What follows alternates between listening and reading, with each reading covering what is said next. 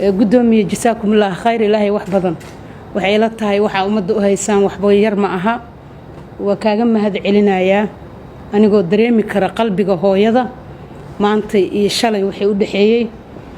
iftiin yare iyo Suhayb iyo Mas'uud oo xaalad caafimaad u bixi doona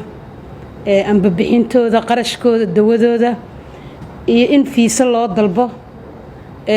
dokumentiga marka lagu keenay aad ka jawaabtay baahidii ilmahaas waa mas'uuliyad aad u weyn waa mid maaragtaan isdhihi karo wax weyn ay dareenka shacabka Soomaaliyeed ka bedelaysaa waxaan idin leeyahay caafimaad taam Allah idin siiyo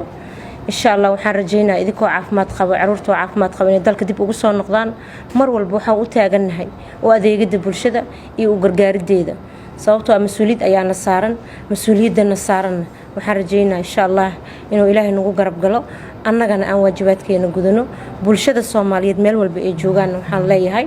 hal istaa ku leeyo hal is gacan qabto Soomaaliya maanta waa dareemi kartiin qof walba xaaladda uu ku sugan yahay qof walbana waxa loo baahan yahay qofka Ilaahay wax u dhiibo qofka walaalkiisa inuu u gargaaro ummadda Soomaaliyeed maanta ila qaybsatay murugada iyo xanuunka cunugayga haayo sida gobolka Banaadir gudoomiyaha gobolka Banaadir asigoona arkin akhbaarta inay risaaladena markay u tagtay naga qaabilay oo ku mahadsan yahay marka cunuga xanuunsan waayo waa 12 jir loo xiray xafaayad oo ka kaadinayo xudunta yani dalkan wax looga qabo waayay qarashaadka awgiis gobolka Banaadir ayaan codsaday inay caawiyaan waana igu caawiyeen ma ajir iyo xasanaad Allah siiyo in badan ay la xanuunsaneed Iftiin Cabdullaahi 4 sano ay baray jirtaa inta ma aan helin cid na garab istaagtay alxamdulillah ilaahay dawladeena sharafta leh iyo noo soo adeejiyay alxamdulillah ayaa ku mahadsan alxamdulillah gudoomiyaha oo mahad celinaya dhamaan iyo ummadda Soomaaliyeed alxamdulillah waxaan leenahay dawladda aad iyo aad si kal iyo laaba oo sharaf badan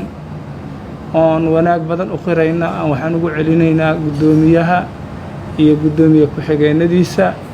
bahda saxaafadda telefishinka Universal caruurtan maamulka gobolka Banaadir wuxuu ka caawiyay helitaanka fiisaha helitaanka tikitka iyo tabaruc yar oo loogu talagalay inay dhakhtarka la tagaan waayo meesha ay u socdaan waa dalka Turkiga dhaqaatiirtuna waa lacag aan yarayn marka ummadda Soomaaliyeed ee ku nool dalka Turkiga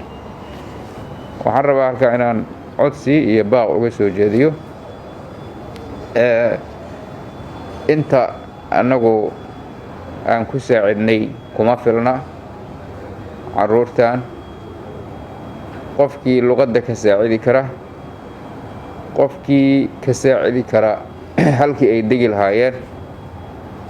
qofkii ka saacidi kara dhakhtarka gacan dhinac walba ah ayay u baahan yihiin inay u kacaan oo dadkooda ay wax taraan